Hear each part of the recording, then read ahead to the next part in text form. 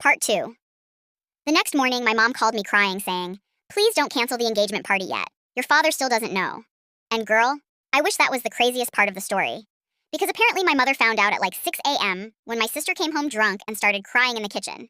So now my mom's panicking, my sister's having a breakdown, and my fiance, silent. Completely silent. No apology text, no explanation, nothing. Which honestly made me angrier. So I drove straight to my parents' house. The second I walked in, I could feel the tension. My mom looked like she hadn't slept. My sister was sitting at the dining table looking absolutely destroyed. Mascara everywhere, hoodie on, couldn't even look at me.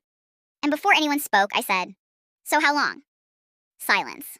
Then my sister quietly goes, 4 months. 4 months. While helping me plan my engagement party.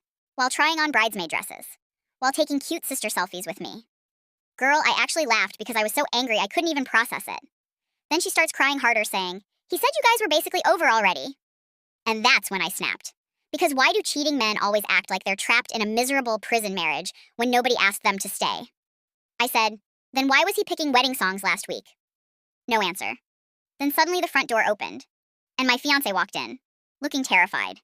Apparently my mom had called him over before I got there because she thought we should talk calmly like adults. Worst idea ever. The second my sister saw him, she stood up and screamed, "You told me you were going to tell her." Excuse me? So now I'm looking between both of them, like I'm watching the world's ugliest tennis match.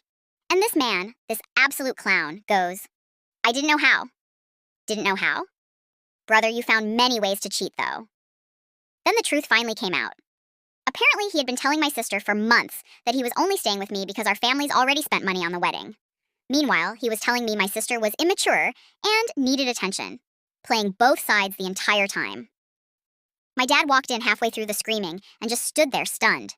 Nobody even noticed him until he said, "Get out of my house." And I swear the room went dead silent. My fiance tried explaining. My dad pointed at the door again and said, "I said out." I had never seen my father that angry in my life. My fiance left. My sister started sobbing. My mom was crying. My dad wouldn't even look at her. And me?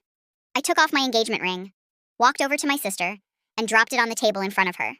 Then I said, "If he's worth destroying your family over, you can have him." And here's the funniest part. 2 weeks later, he cheated on her too.